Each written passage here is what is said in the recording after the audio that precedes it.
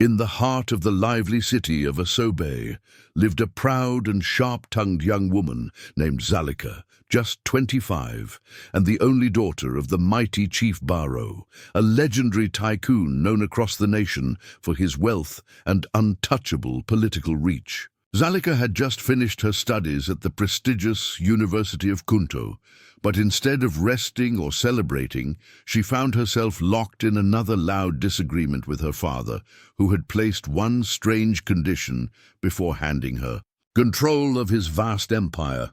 She had to first introduce a man she intended to marry. "With my face and my fortune," Zalika scoffed to herself as she drove around the city in her silver panther-colored ride.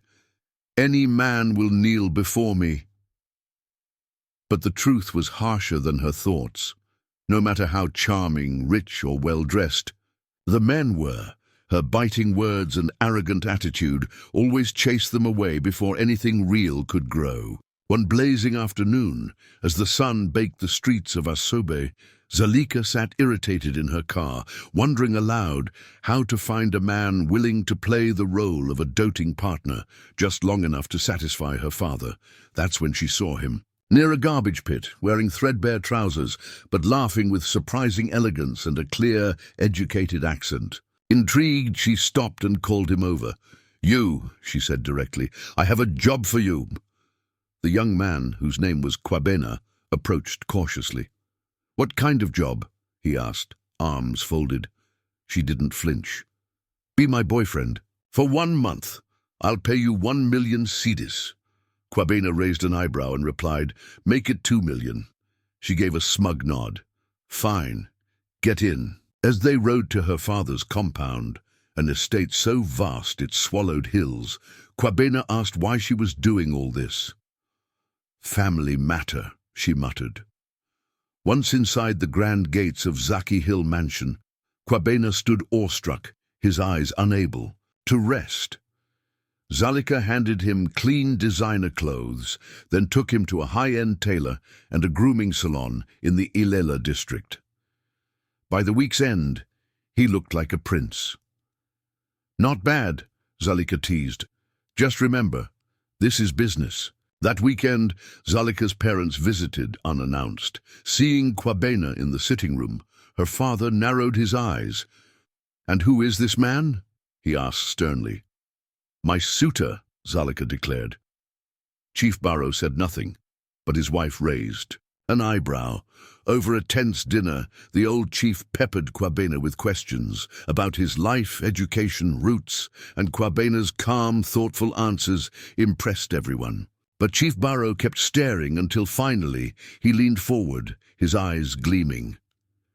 "You remind me of someone. Are you not Kojo Mensah's son?" Kwabena froze. "Yes," he whispered, voice thick. "How do you know him?"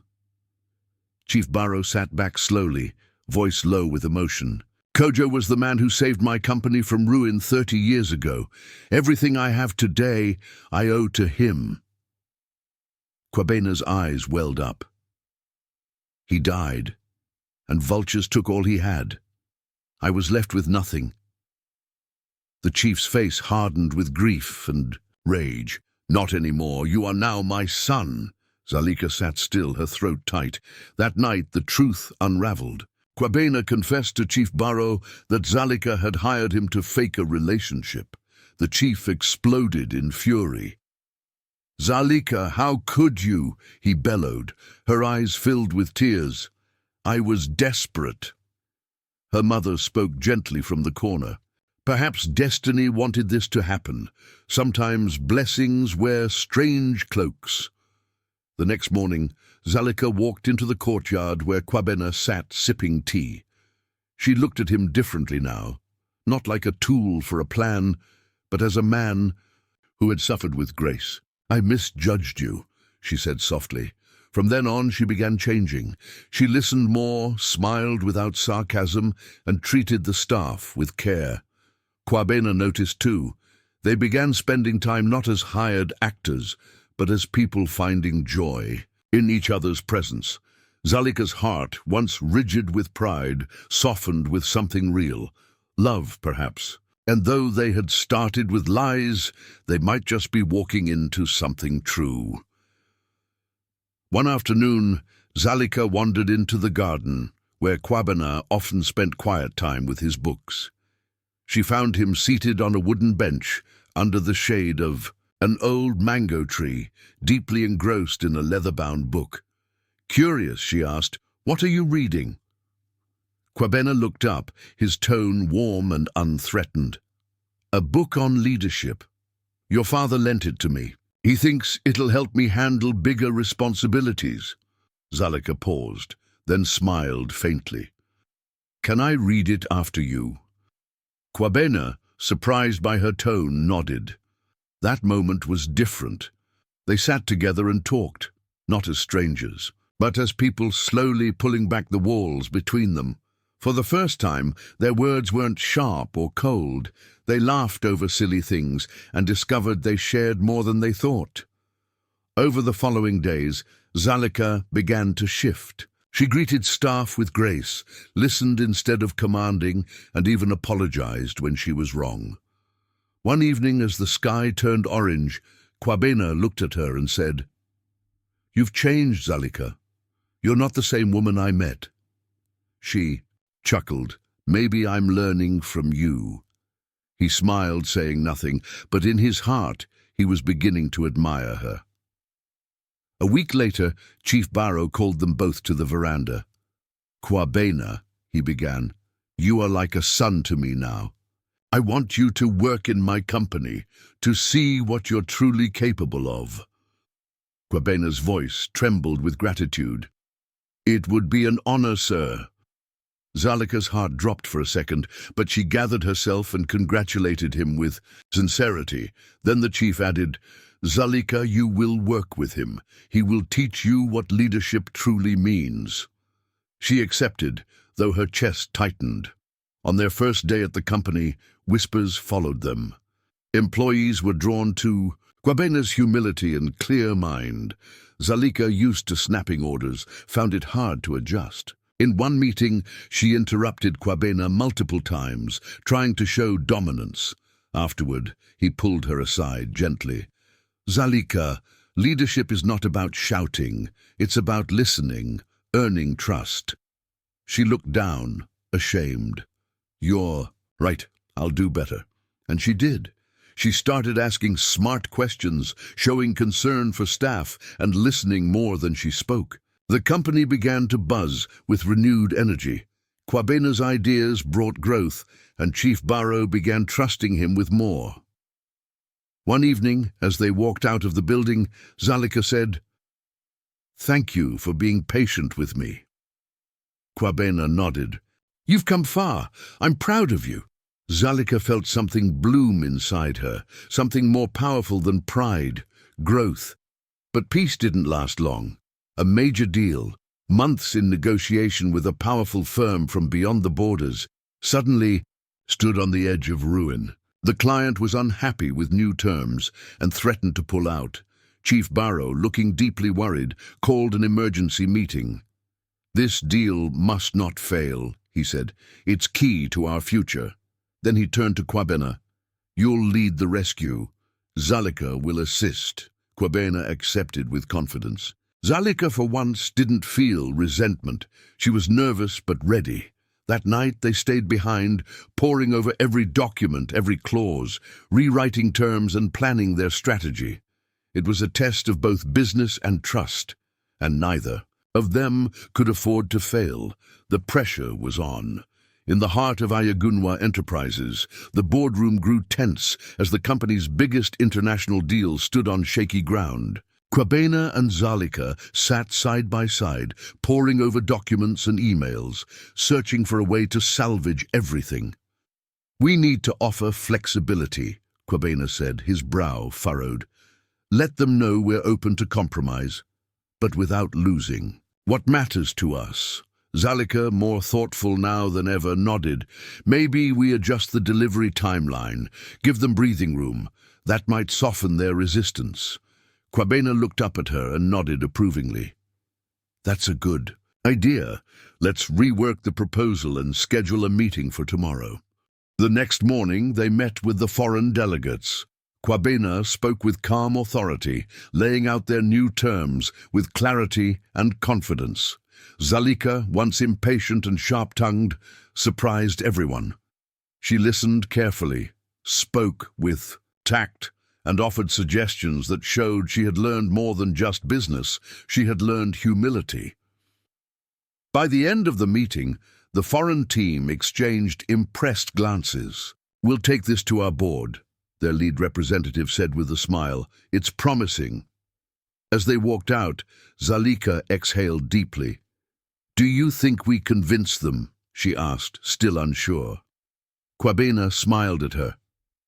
"I think we did, and you were brilliant." Zalika blushed for the first time in a long while. "Thank you. I couldn't have done it without you." 2 days later the call came. The deal was accepted. Ayagunwa Enterprises would move forward with their expansion. Chief Barrow called an emergency staff meeting.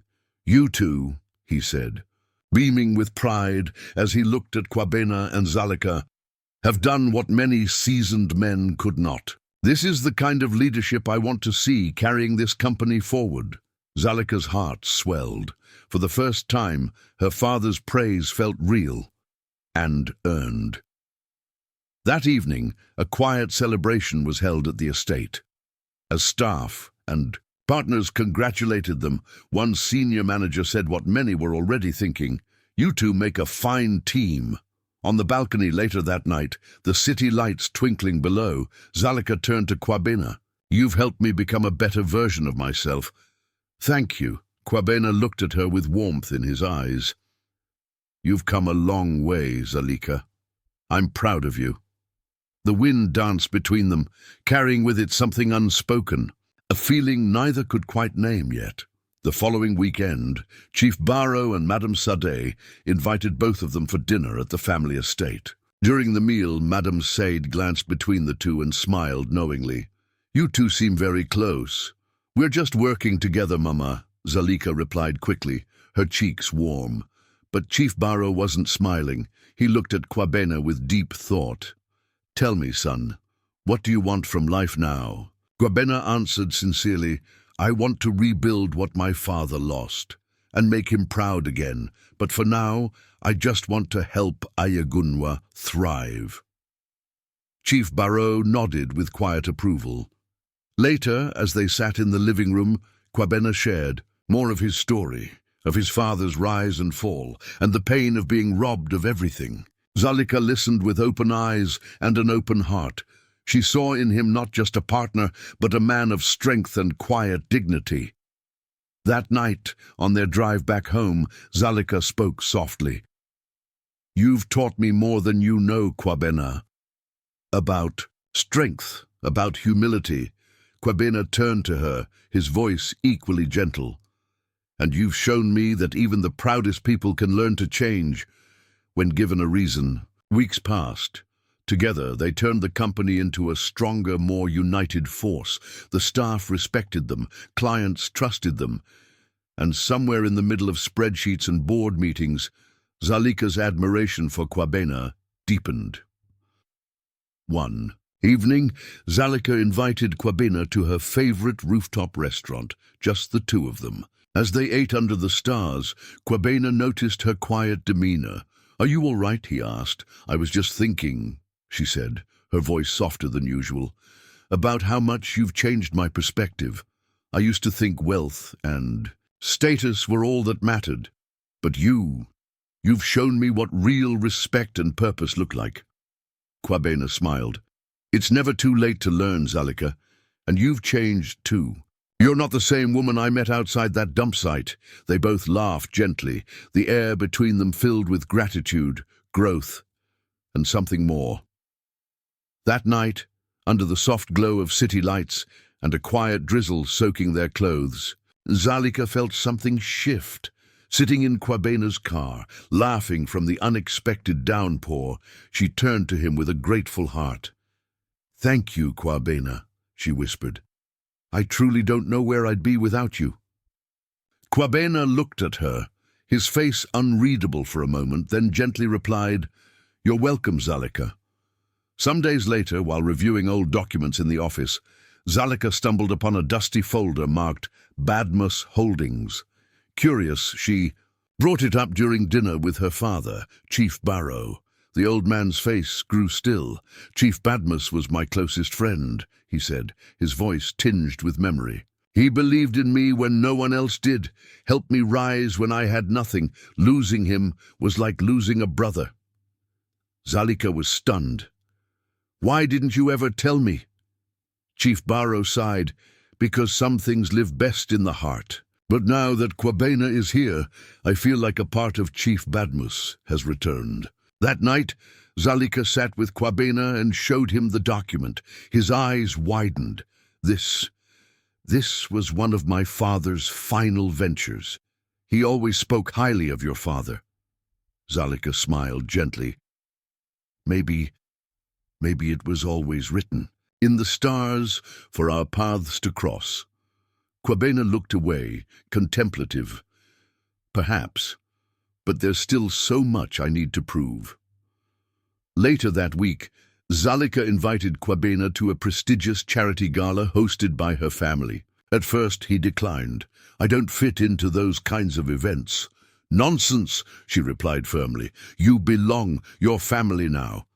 Kwabena, dressed in a classic agbada tailored to perfection, won the admiration of everyone at the event with his calm charm and dignified presence. Zalika couldn't hide her pride. Afterward, on the mansion's terrace overlooking Lagos, Zalika finally spoke what had long been hidden in her heart. "Kwabena," she said, her voice trembling slightly, "I think I'm in love with you." Kwabena turned slowly. Silence hung between them until he said softly, "Zalika, I care for you deeply, but are you sure it's not just gratitude?" She shook her head. "No, Kwabena, this isn't about what you did for me.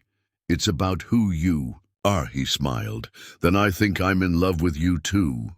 Their hearts met in quiet understanding, and for the first time in her life, Zalika felt loved, not for her wealth or her name, but for who she truly was. But not everyone was ready to accept Kwabena. At a private board meeting, one of the major investors, Mr. Asobé, expressed concern. He was living on the streets, wasn't he? Can someone like that carry the company's future? Chief Barrow slammed his palm on the table. His past does not define him. He's brought us farther than anyone else ever has. Kwabena, upon hearing of the doubts, didn't lash out. Instead, he quietly told Zalika, "I'll let my work speak for me." To silence his critics, Kwabena proposed a bold new international expansion plan. It was risky, but if it worked, it would redefine the company's legacy. Zalika stood by his side day and night, pouring everything into the project. Months passed, and when the results came, the numbers spoke loud.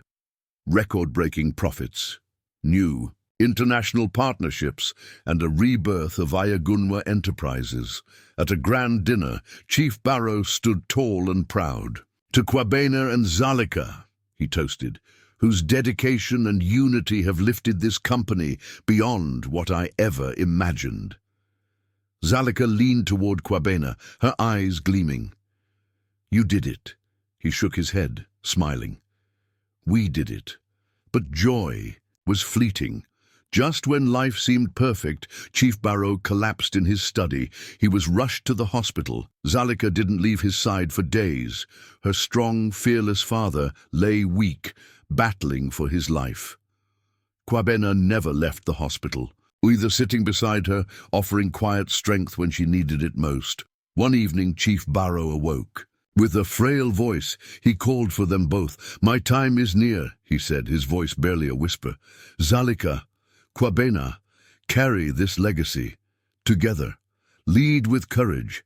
Lead with love." Tears ran down Zalika's cheeks. "We will, Baba. I promise." Chief Barrow passed in peace, knowing his legacy was safe.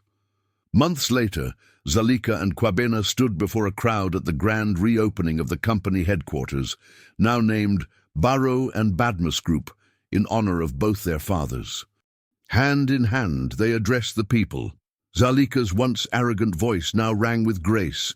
Kwabena's words carried wisdom beyond his years, and when they later wed in a beautiful garden ceremony, attended by leaders, staff, and even street vendors who once knew Kwabena, it wasn't just a wedding, it was a symbol of hope, from a fake love to a real legacy, from pride to purpose, from strangers to soulmates. And so, the story of Zalika and Kwabena became a tale told from one corner of the continent to another, that true strength lies not in birthright, but in character, resilience, and love that grows through fire. As Chief Olaniyi lay frail on his hospital bed, the once mighty patriarch summoned Wura and Peter to his side. His breath was shallow, but his eyes still held strength. "I am proud of both of you," he whispered. "Peter, you are the son I never had, and Wura, my daughter, you have grown into a fine woman. Promise me, take care of each other and protect this company." Tears streamed down Wura's face. "We promise, Papa," she said, her voice breaking. Peter, steady but emotional, nodded. "You have my word, sir." A few days later, Chief Olaniyi passed away, and grief blanketed the family and the company. But in their pain, Wura and Peter found resolve. The man who believed in them till his last breath had left behind more than a business. He had left behind a legacy of faith, unity, and resilience. The company's board, once skeptical of Peter, now looked to him for guidance. His composure and strategy had earned their trust. But Wura, carrying the weight of grief and new responsibility, doubted herself. "I don't know if I'm ready," she confessed one evening. Peter gently held her hand.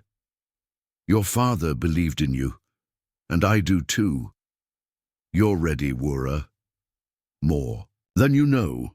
With Peter by her side, Wura grew into her role. The once proud heiress became a pillar of strength.